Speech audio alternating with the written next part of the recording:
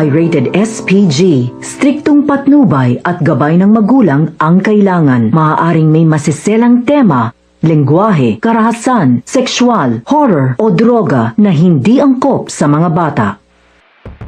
Kumusta mga ka-Serianatics? Welcome back muli sa ating channel, mga ka-Firewall. Kung akala nyo ay naibigay na ng Task Force Firewall ang pinakamalaking pasabog nito, mukhang mas matindi na ang naghihintay sa susunod na episode.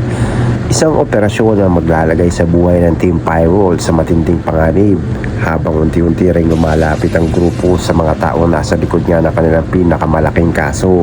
Sa pagbubukas ng episode, makikita ang Team Firewall na nagsasagawa ng panibagong intelligence operation matapos silang makatanggap ng mahalagang impormasyon tungkol sa galaw ng sindikato. Ngunit ang pagkakataong ito, hindi agad kumbinsido si Isa na diretso silang kumilos.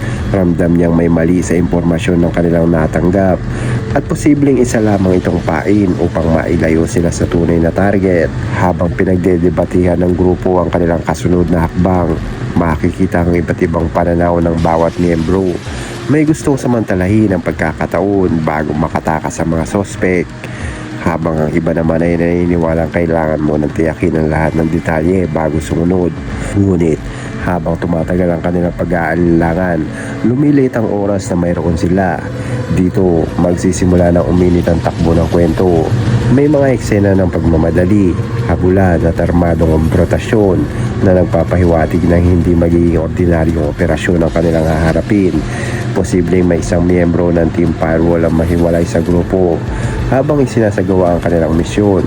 At kung mangyari iyon, maaaring mahulog sila sa bitag na matagal nang inihahanda ng sindikato.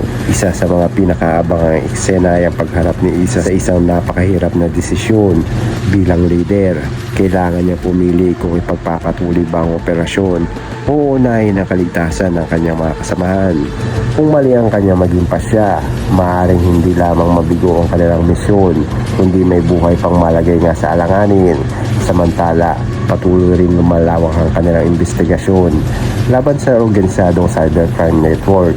Habang nadaragdagan ang kanilang mga ebidensya, may magiging malinaw na hindi lamang iisang grupo ang kanilang kalaban. May mas malaking personalidad na tila kumukontrol sa buong operasyon mula sa likod ng mga pangyayari. At kung totoo nga ang kanilang hinala, maaaring malapit na silang makarating sa pinakamahalagang sospek ng kanilang kaso. Ngunit habang papalapit sila sa katotohanan, lalo rin nagiging agresibo ang sindikato.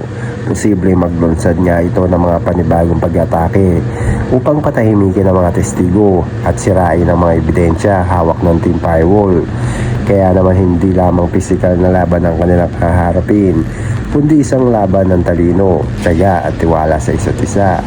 Isa rin sa mga eksena na dapat abangan ay ang emosyonal na usapan sa pagitan ng ilang pangunahing karakter. Matapos ang sunod-sunod na mapanganib na misyon, nagsisimula na maramdaman ng ilan ang bigat ng kanilang trabaho. May mga taong maaaring lumabas hanggang saan nga sila handang magsakripisyo para sa kanilang tungkulin. At paano ang susunod na misyon na maging pinakamabigat na pagsubok sa kanilang buhay? Habang papalapit niya ang pagtatapos ng episode, inaasahan na magkakaroon ng isang matinding cliffhanger na mag-iiwan ng maraming tanong. Maaaring may malaking suspect na makatakas, maaaring may bagong testigong lumitaw, o mas nakakagulat pa, maaaring may isang miyembro ng Team Firewall na malagay nga sa matinding panganib sa gitna nga ng operasyon. Kung mangyayari nga ito, siguradong magiging isa na naman itong episode na pag-uusapan ng maraming manonood. Kaya mga Firewall, huwag niyong palampasin dahil puno nga ito ng aksyon, suspense at mga eksena magpapatas ng inyong kaba. Kaya huwag niyong kalimutan na i-comment ang inyong hula at prediksyon. Huwag din kalimutan na i-like at share at mag-subscribe para sa mas marami pang Task Force Firewall, recaps, prediction at updates. Maraming salamat mga Serianatics.